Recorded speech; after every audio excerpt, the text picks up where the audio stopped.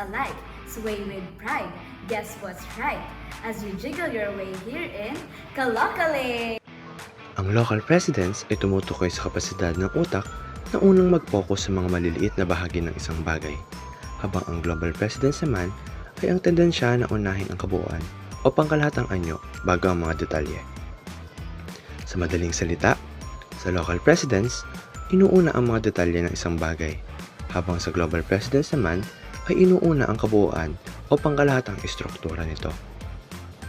Ang larong ito ay may layuning sukatin at palawakin ang kapasidad ng iyong memory, attention at visual perception sa pamamagitan ng tatlong iba't ibang challenges.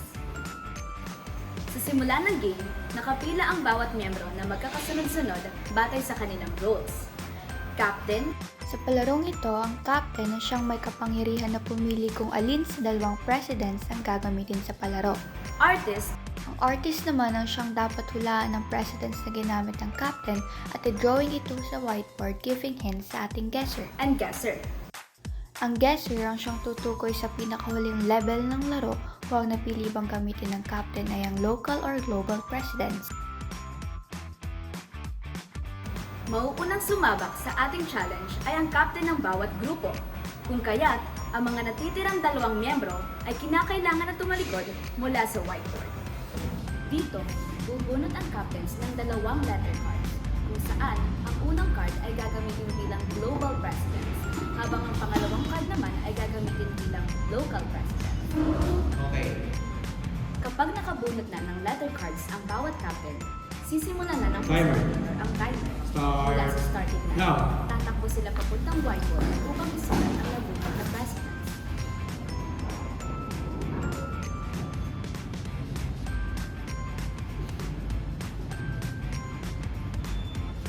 Matapos maisulat, pipili ang captain mula sa dalawang presidents kung alin ang gagamitin upang magpatuloy sa challenge.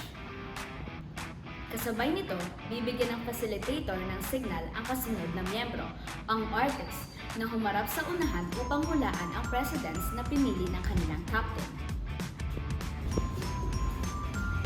Artist A, turn around. Artist B, turn around.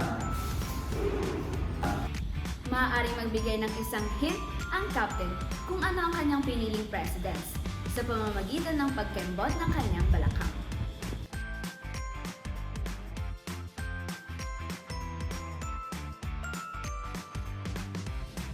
Matapos magbigay ng hint ang captain, buburahin niya ang kanyang isinulat na presidents bago bumalik sa dulo ng kanilang bilang.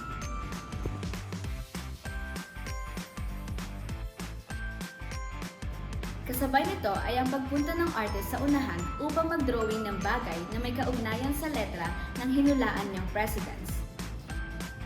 Habang nagdo-drawing ang artist, ay huhulaan ng guesser ang simula ng letra na iginugit ng artist.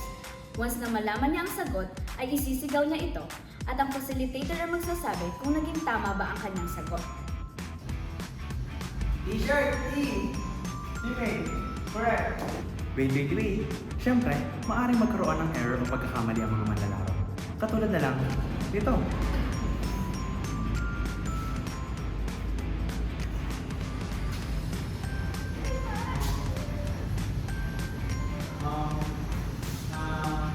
Guitar G.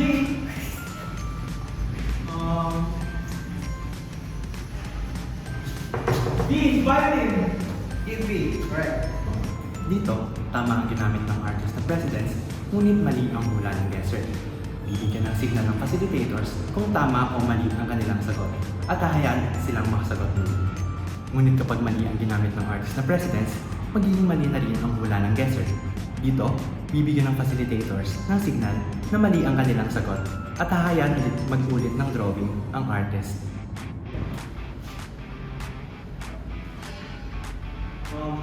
E, egg.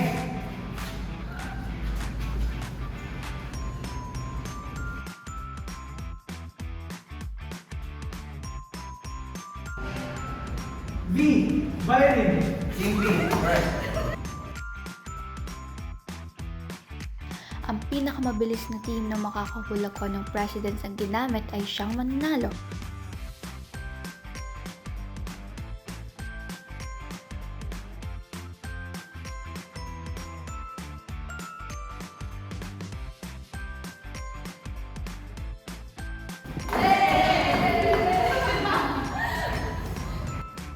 Congratulations! Napakahusay! Pagbati Team A sa pagiging kampyonato sa pasiglaban ng memorya, atensyon at perception dito sa Kalokale!